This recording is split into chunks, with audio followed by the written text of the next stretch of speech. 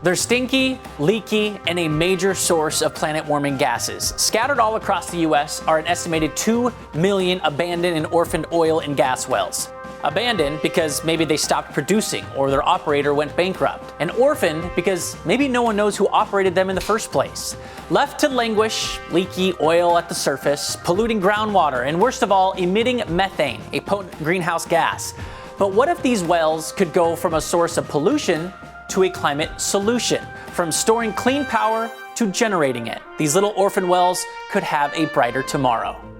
Now, there's no daddy warbucks swooping in to save orphan wells, but they have caught the eye of a certain someone or something with deep pockets. Talking about the federal government. In 2021, Congress set aside $4.7 billion to clean up and plug these orphan oil and gas wells as part of the bipartisan infrastructure bill. It's a nice chunk of change, but we're going to need every cent because plugging just one of these wells can cost tens of thousands of dollars. And remember, these things are everywhere, in backyards, pastures, parks. The Environmental Defense Fund was able to map about 120,000 of these methane spewers. EDF estimates around 14 million Americans live within 1 mile of an orphan well, where they could encounter health hazards like toxic chemicals in the air or contaminated groundwater. The National Park Service has found orphan wells at least 47 parks. The U.S. Fish and Wildlife Service has found them in 6 national wildlife refuges in Louisiana and Oklahoma.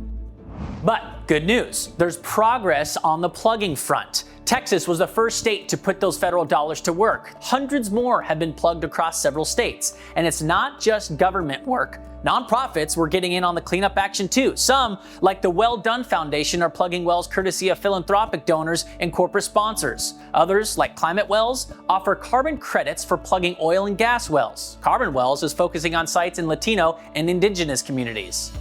Now, to plug an abandoned or orphaned oil well, that's one thing. But what if we did something more?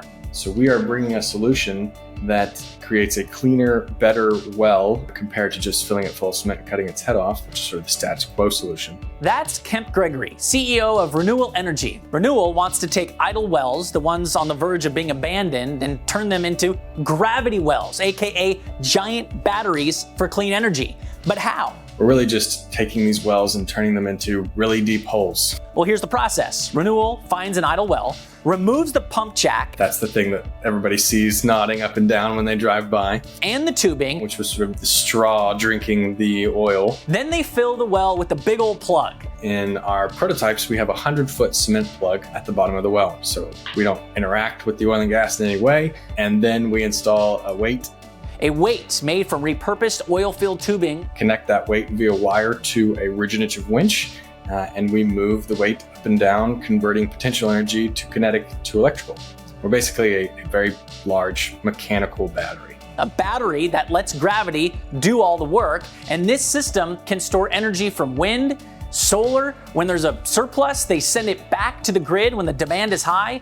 Imagine you have 100 wells. Each well takes about 1 hour for the weight to move from the top to the bottom and about 1 hour for the weight to move from the bottom to the top. Let's say the grid needs as much power as they can get in 1 hour. So we drop all 100 wells simultaneously. We let the weights descend all at the same time. Then the next day, the grid says, actually, we need 100 hours of duration at a lower power output. No problem. Same 100 wells, you just drop them perfectly sequentially instead of simultaneously. That means that we could do both scenarios at a high round trip efficiency, which pretty much nobody else can do. We're not really changing anything about the characteristics of our technology. We're just sending different commands to the same hardware.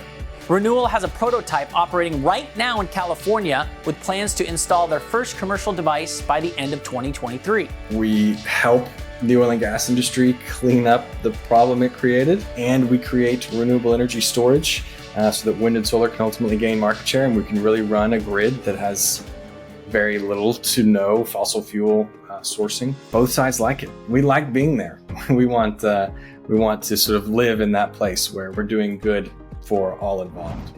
Abandoned oil wells as clean energy storage? Check. But what if these former fossil fuel producers could have a second life as sources of renewable energy? The opportunity to harness geothermal energy from existing oil and gas infrastructure is a big question.